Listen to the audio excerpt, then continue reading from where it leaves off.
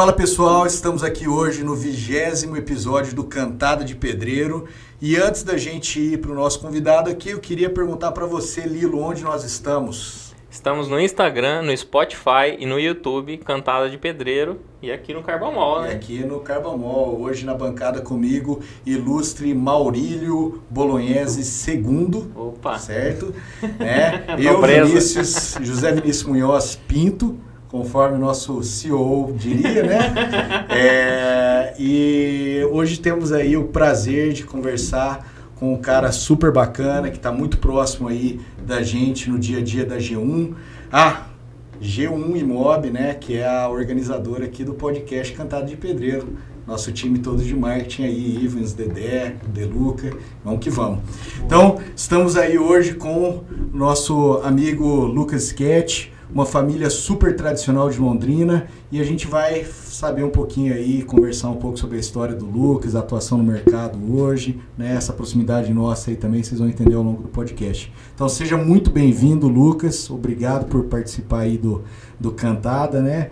E vamos para esse bate-bola aí, cara. Vamos, pô, muito obrigado, obrigado pelo convite, um prazer estar aqui. É isso aí. Primeiro podcast da vida. Então, primeiro podcast. Ficar guardado para sempre. Legal, cara, legal, show de bola. Muito legal. Lucas, então pra gente começar aí, cara, me chamou a atenção, você falou que a tua família é pioneira de Londrina, né? Sim, então... sim, cara, meu falecido avô, Zé, nascido em 1919, chegou em Londrina em 1938, se eu não me engano, e começou a trabalhar alguma coisa vendendo remédio, alguma história assim, e em alguns anos foi trabalhando na farmácia Maria Isabel, a primeira farmácia de Londrina, junto com a família Pulim, e eu sei que, eu não sei detalhes, mas depois de alguns anos ele era o dono da farmácia, começou como balconista lá. Que legal. E cara. A farmácia acabou depois virando uma distribuidora de medicamentos, que aí depois do passar dos anos acabou não dando continuidade, mas pô... Tá em Londrina aí desde o início, toda a família, somos todos nascidos aqui, com muito orgulho, amamos essa cidade. Que massa. Cada dia mais bonita, né? A cidade tá linda. Graças a Deus, cara, graças a Deus. Legal, Lucas. Agora, falando um pouquinho aí da tua trajetória profissional, né, onde que começa, porque é engraçado isso, Maurílio, porque assim, eu conheço o Lucas, a gente tá bem próximo aí, principalmente acho nos dois últimos anos, né? Exato. Fala toda semana, se encontra na academia e tal, e não sei a história do Lucas e tal, e quando eu convidei ele, eu falei, vamos lá, vamos trocar uma ideia, bate-papo descontraído, entender a tua história e tal, da tua trajetória.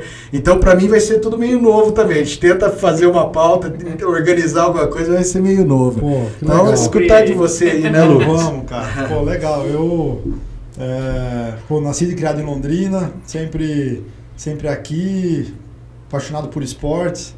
Sempre fiz esporte minha vida toda, jogava tênis e tudo mais. E comecei a fazer faculdade, enfim... juventude, tudo, comecei a fazer faculdade, fiz direito, sempre quis fazer direito, mas não para advogar, falava, nunca jamais vou ter OAB, mas para eu poder entender, saber participar de negociação e tudo mais. Meu pai sempre foi um cara empreendedor, então o mundo de negócio sempre foi a pauta de assunto de almoço, jantar, café da manhã com meus irmãos, ele sempre fala de negócio, até hoje. Vocês são em quantos irmãos? Nós somos em 3, eu, o Thiago e a Duda. Legal. Sou mais velho. E aí, pô, comecei a fazer direito e meu pai, na época, pensamos até em fazer faculdade fora, prestei vestibular para ir para São Paulo, acabei não indo, com 17 anos passei no vestibular, mas não fui, na Mackenzie.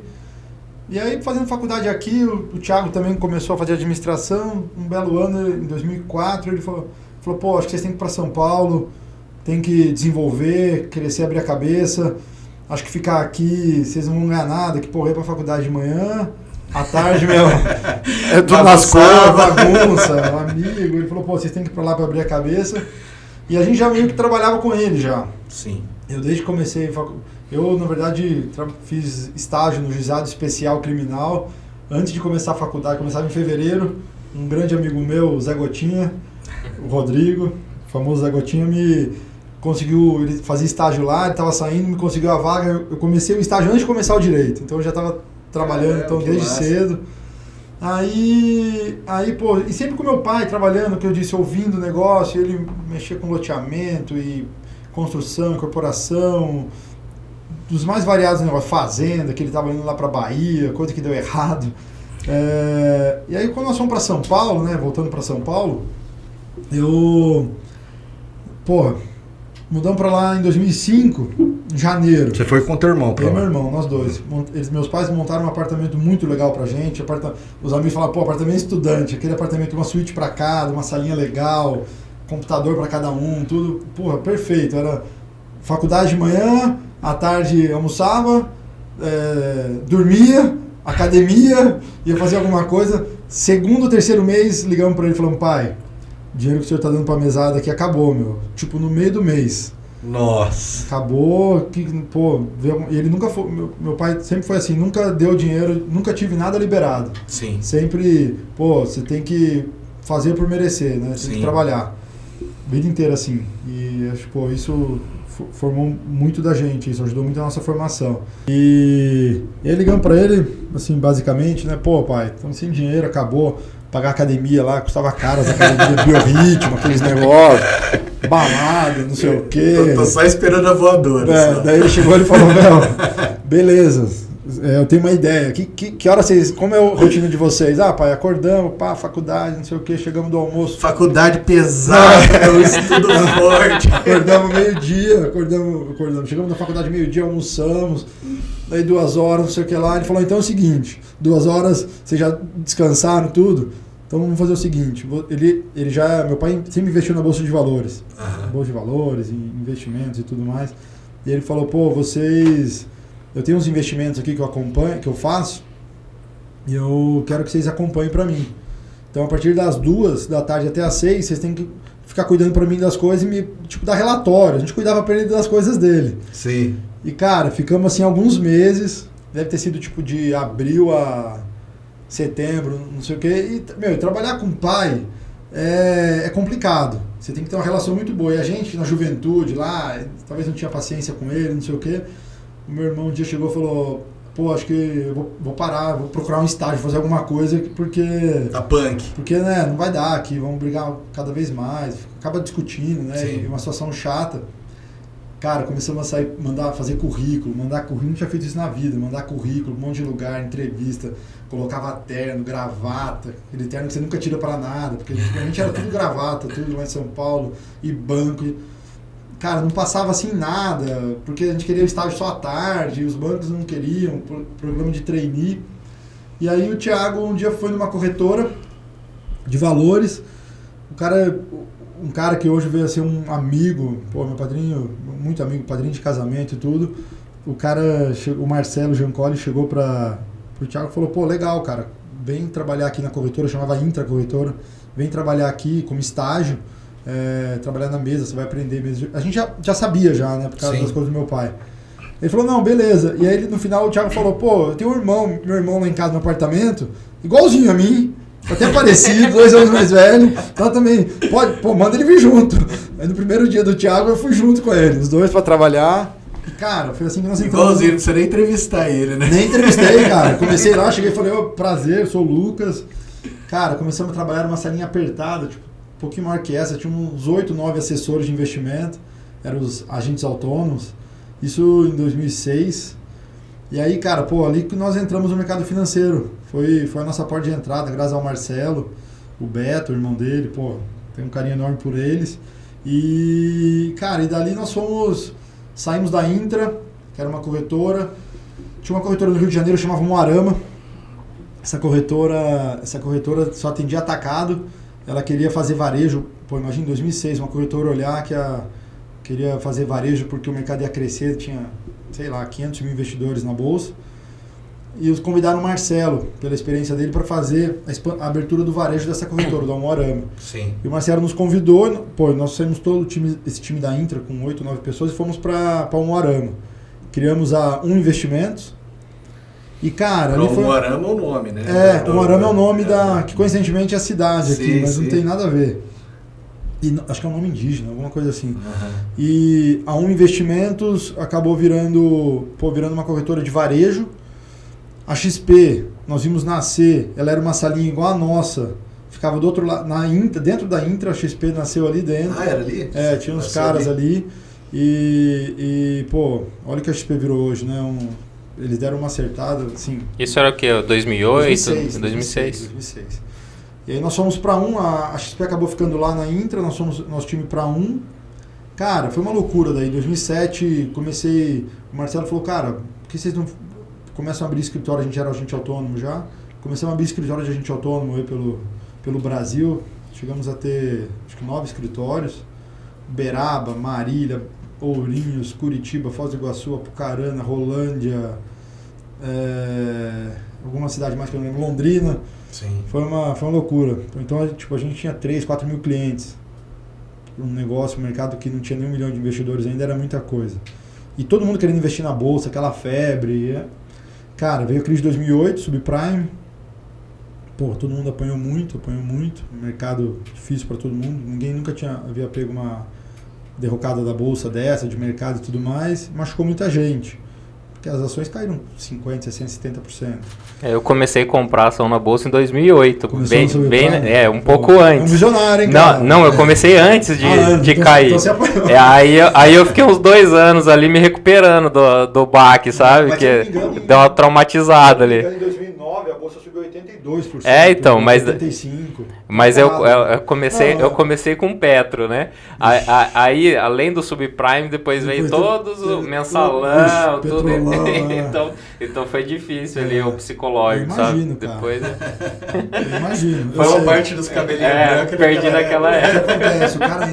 O cara entra na bolsa e a hora que dá uma caída dessa, pô, ele comprou a ação por 100, ela caiu 50%, ele não espera, ele realiza 50% e nunca mais volta. Ou ele segura, passa dor de barriga o tempo todo, a hora que a ação voltou para o 100, ele vende, ele empata e sai, só que daí a ação vai para 150, ele fala, pô, daí ele vai querer comprar, ele fala, putz, perdi essa alta, ele compra 150, cai de novo. A pessoa física, é difícil de operar, o cara tem que pensar em longo prazo, 5 anos, prazo de bolsa é 5 anos para investimento. Não sei que você vai querer ficar fazendo day trade, essas coisas que...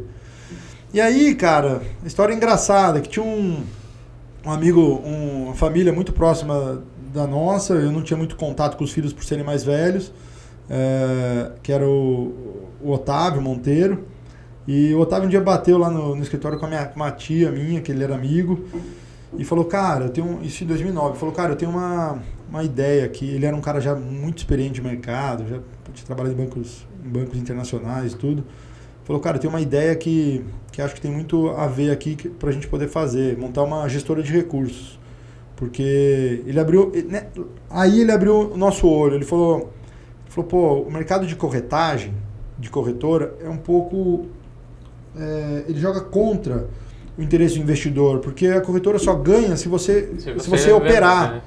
Então, você quer que o cliente opere para ele pagar a corretagem. Se o cliente comprar a ação e deixar que é o correto, você não ganha nada.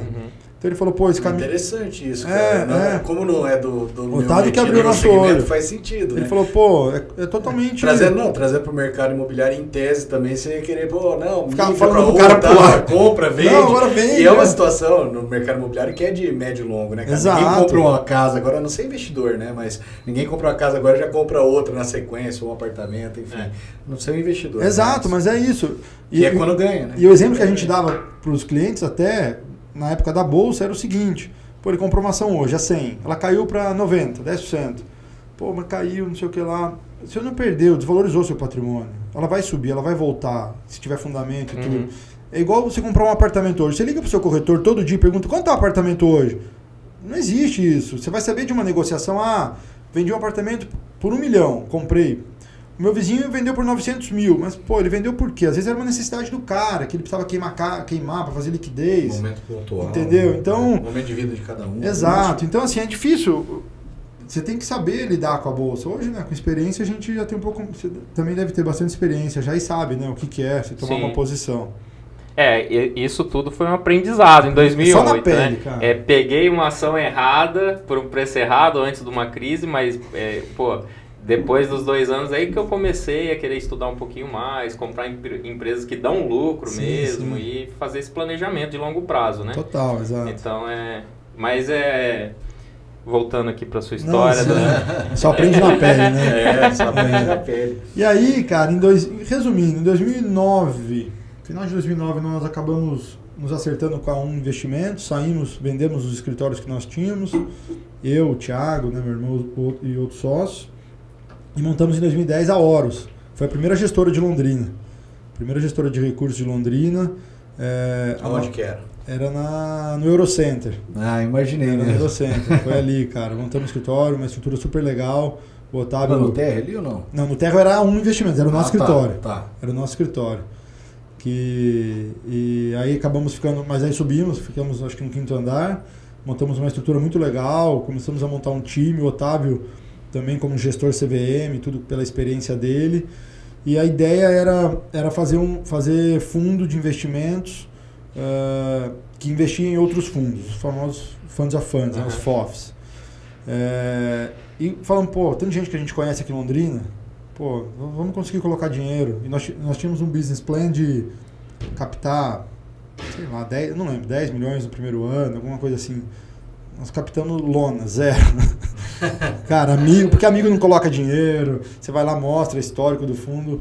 E realmente era um mercado muito difícil na época. Mas não era capital aberto, era capital fechado. Não, era fundo multimercado. Era um fundo multimercado que investia em outros 12 fundos multimercados das mais variadas estratégias para buscar um rendimento de 110, 112, 115 do CDI. Uhum. E, cara, tinha um seed money lá de poucos investidores. Teve um investidor que entrou com um fundo exclusivo, colocou um dinheiro lá, bastante dinheiro, mas o negócio não ia. E, cara, vou te falar, chegou um dia falando, pô, o que eu vou fazer? Eu falei, não, já sei, vamos preparar material, cartão, eu vou bater em todas as portas. Cara, eu fiz isso. Eu tinha uma comercial comigo, a Ellen, outra hora a Isabel, sempre tinha alguém junto. Cara, eu pegava Tiradentes, igual o Zé Pastinha, eu descia nos... O proprietário tá aí, tô aqui com a Horus Investimentos, mostrava folder, mostrava... Cara, visitei, foi aí que eu conheci muita gente, não captei nada, mas, porra, aprendizado, no discurso, no jeito de falar. Eu falo pra você, eu não sou vendedor. Em argumentação. Também, né? Eu não sou vendedor. Se eu for te apresentar um negócio, eu não vou... Lucas, eu não vou falar nada pra te convencer, pra falar, você tá vendo que valorizou, não. Eu vou deixar você tomar decisão porque eu não sou assim. Uhum. E eu nunca consegui captar nada. Eu falava, pô, eu não sou comercial. Eu sei explicar, mas eu não sou o vendedor, aquele de amarrar, que falam que tem que amarrar a ponta, né? Você tem que amarrar o retorno, né? Falar, então, hoje é quinta, então sábado de manhã eu te ligo pra saber a tua resposta. Eu não faço isso, eu não sei fazer isso.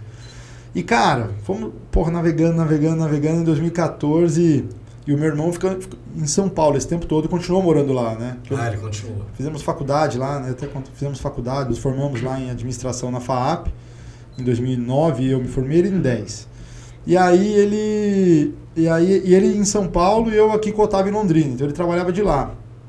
E ele falava, nós temos que captar aqui, vamos abrir para São Paulo, o mercado está aqui, vamos focar para cá. Falamos, tá, então vamos. Pô, na hora que viramos a chave, fomos para São Paulo, começamos a captar dinheiro, aí começamos a abrir mais fundos e tudo mais. A empresa começou a crescer, foi legal. E aí, cara, foi andando. O Otávio em 2016 resolveu sair por motivos particulares, o pai dele faleceu, se não me engano, em 16 ou 17. E, cara, a Horus estava ali, a gestora, a gente com um fundo relativamente pequeno no multimercado, mas que já era um fundo de um robô que operava, fazendo arbitragem na bolsa. Pô, a gente operava pra caramba, era muito legal a estratégia dele, criada pelo Otávio. E, cara, em 2018, começo do ano, em janeiro, um amigo nosso que trabalhava com a gente, virou a ser amigo, já tinha saído da empresa, ligou pro Thiago e falou, cara, eu tenho um fundo imobiliário para conversar, para fazer alguma coisa que o gestor atual, o cara tá querendo tirar um sabático, ir embora... E queria conversar, juntar as forças, fazer alguma coisa. Resumindo, em uma semana, o meu irmão me liga, assim, ele teve a conversa que ele não...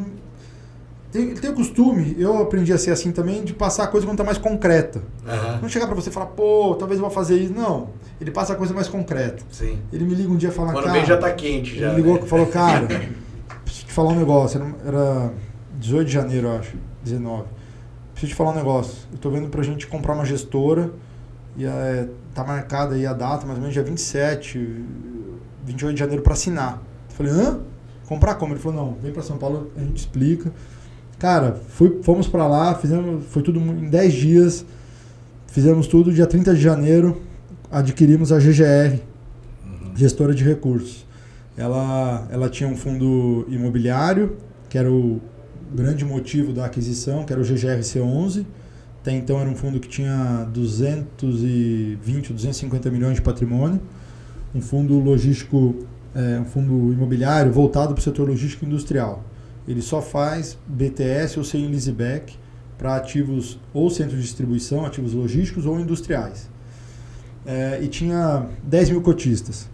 Falando, pô, vamos comprar, vamos fazer... Os caras tinham feito um puta trabalho, foi um dos primeiros fundos do mercado.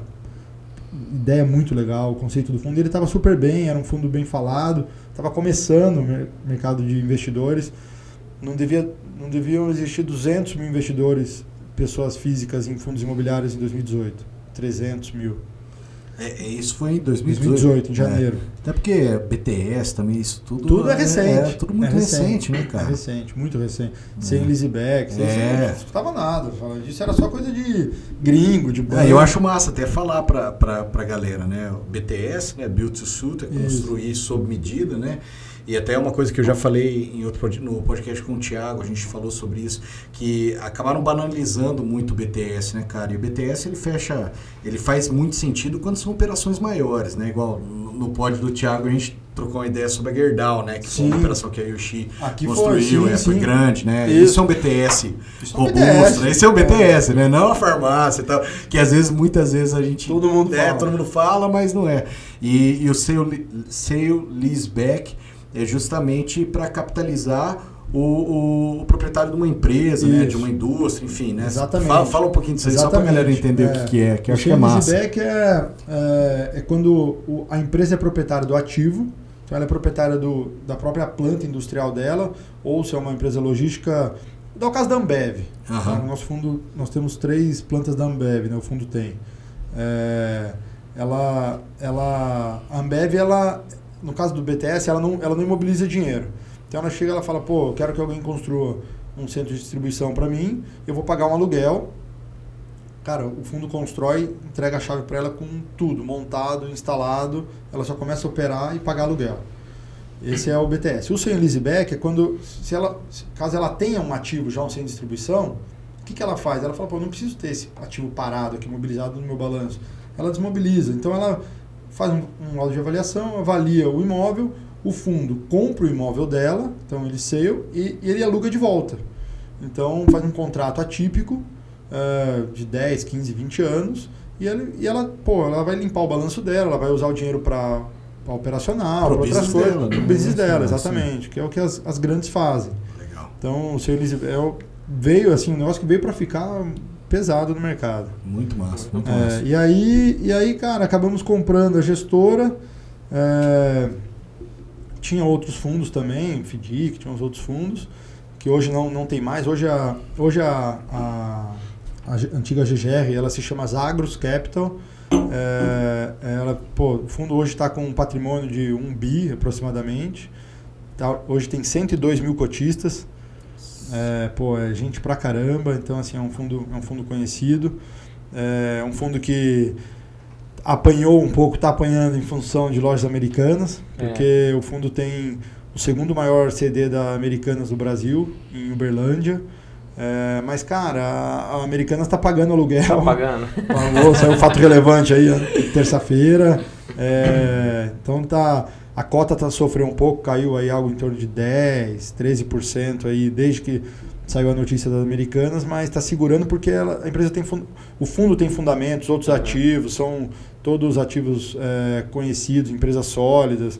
Óbvio, você tem que olhar tudo com cuidado, mas está super bem tocado. Eu, particularmente, saí do dia a dia da gestora, eu fiquei lá até 2019, final de 2019, coincidentemente veio a pandemia, mas em 2020 meus filhos iam nascer em fevereiro, nasceram fora do Brasil, então eu já ia fiquei uns meses fora para o nascimento deles, e aí veio a pandemia, e aí eu já havia saído do dia a dia, então fiquei hoje eu sou um acionista só da gestora, não faço parte assim de absolutamente nada da gestão, como eu estava dizendo para vocês. Eu fiquei sabendo que a Lojas Americanas pagou aluguel pelo fato relevante. Igual a gente. Igual a todo mundo. Eu não tenho acesso a nada, assim, porque eu não estou no dia a dia mais, né? Então, peguei a pandemia e acabei fazendo home office aqui e me restabelecendo direto aqui, né? Porque eu tinha uma vida eu ia muito para São Paulo, toda semana. Sim.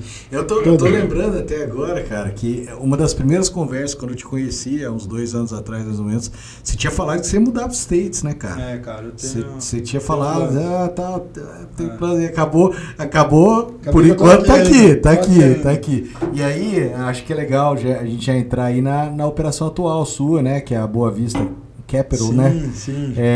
Que a gente acaba tendo algumas parcerias andando aí. Então, como que surgiu a ideia da Boa Vista aí, Lucas? Vini, a história é engraçada, cara. Esse momento de pandemia aí, todo mundo em casa, né? Todo mundo trabalhando de casa, esse home office. E eu comecei como eu disse, eu sou apaixonado por esportes, né? Eu sou maratonista, eu corro. Então, de manhã, minha rotina era, além de ficar com meus filhos, era correr, fazer minha musculação, físico, pilates, o que eu faço já todo dia. E à tarde eu focava no trabalho. Como eu estava fora das águas, enfim, não tinha mais, negócio com amigos aqui, eu adoro sentar com as pessoas, tomar café, saber o que o cara está fazendo, aprender, conversar. E numa dessas indas e vindas, eu tenho 3 amigos que estavam sem escritório também, um tinha devolvido o escritório e resolveram alugar um escritório para montar espécie de um cowork. Uhum. Vamos dividir custo, cada um tem uma sala, com uma mesa, o que quiser, e 1 ou 2 salas de reuniões. Eu no primeiro momento falei, não vou, cara, obrigado, eu tenho a minha casa que eu acabei montando daí na pandemia. Sabe quando você muda? Sim. Falta isso, falta aquilo. Na pandemia eu fiz o meu quarto, depois de 7 anos. Montei meu escritório lá, tudo, eu tava adorando. Aí eu falei, não vou, obrigado, eu tô aqui. Aí passaram-se 2 dias, eu liguei para eles e falei, cara, eu vou. Eu quero ir, porque se eu ficar aqui, por mais que eu saia bastante, mas se eu ficar em casa, você não tá sabendo o que tá acontecendo. Começa a atrofiar. Começa a atrofiar. E o que eu falava sempre da pandemia é um negócio, um capítulo à parte, é o quê? O que eu acho que as pessoas sentem falta no escritório, o que eu sentia? É o papo de corredor, é o cafezinho. É o cafezinho. Contato humano, né, cara? Por exemplo, o meu irmão que me abriu a cabeça quando nós adquirimos a GGR, e ele tem razão. Eu tenho que estar lá. Então, cara, eu ia toda terça-feira às 7 da manhã e voltava quinta à noite para Londrina. Eu fazia isso, eu falava, não vou ficar mais de 2 noites fora, para não ficar longe da minha filha, da minha esposa. Fazia conta, cara. Eu falava, se eu ficar 7 anos assim, e se eu ficar 2 noites por semana, no final de 7 anos eu tô ficando 2 anos longe, dormindo sem minha filha e minha esposa. Pensava nela, muito. Falava, não posso ficar tanto tempo assim, não posso. Mas eu sabia que era importante eu estar lá. Por quê? Por mais que o meu irmão todo dia ligasse, no final do dia, Lu, aconteceu isso. Cara, às vezes fechou um negócio à noite, combinou, no outro dia de manhã os caras se encontraram no café, em qualquer lugar, no almoço, você está almoçando com os caras que você trabalha, seus amigos ali de trabalho, muda, fala, nossa, vamos fazer dessa forma. De repente, cara, o negócio, no final do outro dia, já revirou tudo aquilo que você liga, e aí, fechou? Falou, não fechou, nós mandamos o cara embora, não, fizemos diferente. Então eu tinha que estar lá. E isso foi enriquecedor para mim. E faz muita diferença, né, Lucas? A gente fala isso aí, inclusive, dentro da nossa operação aqui, para os corretores, para a galera no dia a dia. Fala, tem que vir para o escritório. A galera tem plantões distintos, né? Mas, a gente sempre fala, cara, é ali que a coisa acontece. É bem nessa hora que você vai tomar um cafezinho ali, que você, puta, cara, você tá aquele cara que você tá falando, tal, hora que você vê, sai o negócio. Sai o negócio, né, exato. Eu imagino no mercado de vocês, às vezes, você às vezes você escutou um cara que está procurando um apartamento no prédio tal. Mas o cara não quer que anuncie, não sei se existe isso, mas existe, e aí existe, ele não quer que fale, e aí de repente o Vini chega, fala, aquele cara tem aquele apartamento, acho que ele quer vender. Opa, peraí. Não pode anunciar, mas vocês acabaram num comentário descobrindo um negócio. Isso acontece em todas as empresas. Todos os segmentos. Todos. E por isso que eu liguei para os meus amigos e falei, cara, eu vou, só que eu vou à tarde, só vou de tarde. Então eu vou querer, ainda brinquei, eu pago meia cota aí do escritório, não sei o quê, e eu não vou usar sala de reuniões. Cara, que sacanagem. Não, eu falei, aí ele falou, mas como que é? Eu falei, cara, eu não vou usar nada, eu vou ir pra estar com vocês. Acho que eu não tenho, assim, eu não tava enxergando esse mercado. Sim. E, cara, foi muito legal, uma tremenda de uma experiência, porque o escritório começou, em uma semana fizemos uma reforma, a sala estava crua. Começamos na segunda-feira, entre aspas, a trabalhar no escritório, sabe, sem ar-condicionado estragado, aquele rolo todo não instalado. Chegamos na sexta-feira, falamos, cara, nós temos tanta coisa em comum, ao invés de ficar um coworking aqui, vamos ser sócios todos, vamos juntar o que nós temos. O que tem para trás, cada um toca suas coisas, mas daqui para frente, cada um assume uma área. E hoje a Boa Vista é um escritório de negócio. Nosso principal objetivo é trazer o mercado de capitais, o mercado financeiro pro empreendedor, pro loteador, pro industrial, para a pessoa que está procurando recursos, que ela precisa às vezes de uma assessoria, seja para captar dinheiro, se ela quer vender a empresa dela, se ela quer fundir com alguém. Porque se esse cara, ele só tem um banco aqui em Londrina. Isso. Se ele vai para São Paulo, ele chega lá, com todo respeito aos fundos, porque é um mercado que eu fiz parte, ainda teoricamente faço parte, vai conversar com os caras, é tudo termo em inglês, é um monte de termo, um monte de coisa que os caras não entendem. Aí o cara volta e fala, não, eu vou fazer aqui mesmo do jeito que eu sempre fiz, que é mais fácil, a linguagem complicada, muita... E sem contar o volume, né, cara? Porque de opções, eu acho, também, muita. né, O cara sai confuso. É. Imagina, o cara pega um avião de manhã, vai lá e faz 4 reuniões de 2 dias. Cara, o cara volta com a cabeça. O cara volta louco, né? Ele sabe o que ele faz. Um monte de palavra em inglês que ele nunca ouviu falar. Eu fico imaginando, cara. Então, o nosso trabalho é esse, é descomplicar. Tem alguma operação que você possa falar pra gente aí, que vocês fizeram recente? Cara, nós participamos, teve um M&A agora no final do ano, da Apoio Logística, que foi vendido para Multilog, uma transação de 180 milhões de reais, onde nós participamos através de originação, não fazemos o M&A, mas a gente faz essa originação, esse contato entre quem quer comprar e quem quer vender. Legal. Então teve essa operação, teve uma operação de CRI, um CRI em São Paulo, para aquisição de um terreno e a construção, a incorporação de um prédio. O escritório é novo, né? Tem 1 ano e tem várias coisas em andamento, mas aí, que ainda não concluíram. Nesse caso aí, desse terreno, o proprietário do terreno procurou vocês, aí vocês emitiram um CRI para ele, para viabilizar a obra dele, é isso? Isso, ele nos procurou, mas o que a gente faz? É como se fosse um empréstimo ali, né? Isso, mas não é nós que estruturamos, nós participamos dessa interface para ligar os fundos até o incorporador, o empresário. Tá. Conectar, né? A gente conecta. É um intermediador. Por exemplo, imaginar que você é um loteador, tá? E você tem uma carteira de recebíveis e você precisa securitizar, você quer fazer um CRI. O que é o meu papel? Eu vou entender o seu negócio, eu sei, não todos, mas eu conheço muitos fundos, e meu papel é trazer 3, 4, 5 propostas para securitização da sua carteira. Qual que você vai escolher? A melhor taxa e a que melhor atende às suas necessidades.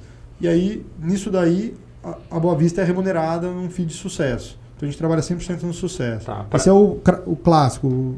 Para contextualizar o pessoal aí, o CRI, Certificado de Recebíveis Imobiliários, né? Isso. É como se fosse uma garantia que as pessoas vão receber lá o aluguel e vai repassar para quem... Isso. Exatamente. Né? Exatamente. Você pode fazer de uma carteira de aluguéis, bem colocado, ou de uma carteira de loteamento, por exemplo. Você de recebíveis, né? De recebíveis. Você tem, vamos imaginar, 10 milhões de reais a vencer na sua carteira de recebíveis de longo prazo. E você está... A sua carteira é corrigida a uma taxa de PCA mais 0,8 ao mês. Esses 10 milhões hoje, é a data de hoje, né? Vai ter uma correção de PCA 0,8 e ela vai crescendo. Se você quiser adiantar hoje 100% da tua carteira, toda a sua operação, você não pode adiantar 100%, você tem que ter sempre uma margem de garantia. Nós vamos dizer que você consiga antecipar 70% dessa carteira, 80%. Então você consegue trabalhar em cima de 80% dela, trazer para valor presente, onde todas as parcelas que vencendas serão pagas, mas aí quem que vai receber? O fundo que te adiantou o dinheiro. Perfeito. E esses 20% que ficaram em garantia caso algum desses contratos dos 80% caiam, você tira o contrato que está inadimplente depois de 1, 2 meses e coloca o bom. E por que é vantagem o incorporador fazer dessa forma ou não um financiamento comum assim? É que É que depende do tipo de negócio, tá? Hoje... Porque, por exemplo, você pensar em financiamento, só pegando, claro. Aproveitando, você pegar uma empresa, vamos falar de uma que a gente atende, que é a Paisagem, por exemplo. Ela vai lá, vende o lote, tal, recebe, né? E aí ela, eu lembro perfeitamente quando eu estava ainda trabalhando em outra empresa que eu coordenava lá, os trabalhos que eles fizeram a securitização da carteira. E aí eles recebem aquilo lá. E muitas vezes é mais viável fazer isso por fundos, tal, do que por banco. É comum essa... Banco não faz isso. Banco né? não faz isso. De securitizar a carteira, né? O que banco faz é financiamento de obras, daí, isso, tipo o IOC, Plaenge, incorporação, ou a Caixa, no segmento habitacional, aí, popular, social, que as taxas dela são imbatíveis, nenhum fundo bate a Caixa, né, os planos que ela tem, porque é o governo e faz todo sentido. Né? Sim, então, os fundos nem pensam em concorrer com a Caixa. Mas os fundos são uma alternativa aos bancos, e é a melhor das alternativas. Porque é muito mais fácil, é muito mais acessível, as pessoas que estão lá entendem do negócio. O banco, hoje a gente vê, banco não faz isso, né? Sim. E você me perguntou por que um loteador faz isso? O loteador, por que faz sentido ele fazer isso? Se ele tiver uma oportunidade. Quero antecipar minha carteira. Por que você vai antecipar a carteira para ficar com o dinheiro aplicado? Não faz sentido. Você vai pagar juros. Às vezes a correção é melhor que qualquer coisa. Ali já é lindo, né? Exato. Por que faz sentido um CRI? Às vezes você está com um condomínio, um loteamento performado, você já tem uma carteira muito saudável e surgiu uma oportunidade para aquisição de uma área. Vamos imaginar que você não costume adquirir áreas, você sempre dá parceria. Mas surgiu uma oportunidade espetacular. Então, preciso de dinheiro, liquidez. Tua carteira... Quem tem carteira de recebíveis é liquidez na veia. Então você adianta para comprar uma área, você está deixando de ganhar, porque você vai pagar juros para o CRI e tudo, você tem que pagar. Só que você vai calcular o ganho que você vai ter na aquisição dessa área de desenvolvimento, é muito grande. Ou para, às vezes, até fazer parceria. Tenho aqui uma carteira saudável e surgiu uma área que o proprietário quer fechar logo para lançar. Só que você está sem caixa para fazer obra. Você já está aqui bom, saudável, você antecipa o dinheiro para fazer a obra nesse, entendeu? Faz dinheiro se você for gerar mais dinheiro. Não faz sentido se você for gerar mais dinheiro. Faz sentido se você for gerar mais dinheiro, não fazer por fazer, porque tem custo, tem uma série de custos, né, para fazer um CRI. Tem advogado, auditoria, uma série de prestadores de serviço. Até porque ali o financiamento, o imóvel fica na garantia, né, que você vai construir. Então não é um dinheiro que o incorporador recebe para fazer esse giro aí que você está falando. Exato, né? Então, exato. Acho que aí é a principal diferença, né? Exato. E o CRI, uma operação super, super travada, é rápida, 60, 90 dias no máximo, você coloca um CRI de pé, e o fundo que está emprestando dinheiro, ele pega as cotas da SP em garantia, ele tem a carteira, se tiver lote, ele pega alienação fiduciária. É uma operação super redonda também, é rápida, para liberar o dinheiro e também para te cobrar caso você não entregue, entendeu? Entendi. Pô, legal. E é um mercado que está crescendo muito, cara. É um mercado que está crescendo muito. E a gente, assim, até para contextualizar o que eu falei lá no início, né? A G1 junto com a Boa Vista, a gente está movimentando bastante coisa, né, Lucas? Estamos, cara, graças a Deus. É engraçado que a gente sempre fala que tem até alguns negócios que o Lucas, teve um negócio pontual que o Lucas conversou com um cara, aí o cara chegou e falou: Vinícius, cara, preciso te passar um negócio para ver o que vocês acham, tal, do ponto de vista do varejo, do comercial. E aí trouxe, aí depois eu liguei pro Lucas e falei: Lucas, aquele negócio tá comigo. Porque ele falou: quem me passou foi o Lucas. Eu falei: meu Deus. Então, assim, às vezes eu e o Lucas a gente brinca que o tal do café que ele tava falando ali é um negócio que a gente tem que fazer com recorrência, e a gente colocou até na agenda, né, cara? Pelo menos a cada 15 dias aí a gente fazer um almoço ou tá trocando ideia, porque sempre surge negócio. Hoje a G1 junto com a Boa Vista, a gente está movimentando aí em torno de 100, 150 milhões, cara, em negócios, né? Tem muita coisa andando. Graças a Deus. Tem muita coisa andando, então assim, é muito legal do outro lado, né? Você tá lidando com pessoas sérias, com pessoas que têm propósito. O Lucas, entrando rapidinho, eu sei que a gente já está no tempo aí, já está esgotando, mas o Lucas é um cara também preocupado com filantropia, né? Tem o Marmita do Bem, né, Lucas? Sim, não só eu, né? Você faz parte disso, vocês aqui, sim. André, todo mundo faz parte disso. Sim, um baita de um projeto super legal. E que então assim, a gente se identificou bastante, né? Porque a G1, como a gente sempre fala, trabalha com o propósito de melhorar a vida das pessoas, seriedade, olhando médio e longo prazo, né? A gente sabe que tanto o mercado aí de fundos, o mercado financeiro, é um mercado bem difícil, né, Lucas? Bem lutado, bem hostil, né, cara? Sim, e o imobiliário também, né? A gente vem falando muito sobre isso. Então é muito legal consolidar parcerias sérias, né, cara? E com pessoas que têm visão de médio e longo aí, né? Então acho que por isso está dando tão certo, né, cara? Obrigado, é isso mesmo. Obrigado pela confiança aí, que desde o primeiro dia, né? Acho que, foi nos conhecemos realmente, faz 2 anos. Sim. E, bateu o santo, né? Bateu o santo, o jeito de pensar, na confiança, né? Nunca assinamos nada, né? Nada. NDA, não sei o que, zero. Nada. É tudo na confiança e já falamos, cara, o que a gente manda, não precisa nem pedir pra falar que dá pra espalhar. É isso aí, isso aí. Muito legal, cara. É legal, cara. Então, a gente vai chegando no fim, né, Lilo? Opa! Acho que já vamos chegando agora. Aquela hora que a gente pediu, sempre quando o convidado chega, a gente faz aquela prévia, né? E pedimos pro Lucas, então, pensar aí na cantada, né? Que é a nossa tradição, chegar no final. E o Lucas ficou meio tenso, ele falou, pô, cara, como é que vocês fazem isso comigo? Tá, vou pesquisar, vou ver se eu acho alguma. Então, Lucas, chegou aquela hora, né, cara? A gente queria pedir pra você, então, vocês estão olhar para aquela câmera ali, fazer aquela cantada maravilhosa de pedreiro. Você já falou, a gente sabe, o Lucas é um cara casado, super sério, né? Pai de família. Dia 6 de março, eu fiz 21 anos que nós estamos juntos, no dia que nós nos conhecemos, eu e a Ana. Que massa, Temos cara. 3 filhos aí, muito feliz. E, cara, eu não pensei na cantada, mas o que eu ia falar é que a minha cantada é pra Ana. É isso aí, então então vai. O dia que eu te vi a primeira vez, eu sabia que você era a mulher da minha vida. Te amo. Aê! É o romântico, Gostei. Valeu, pessoal. Obrigado.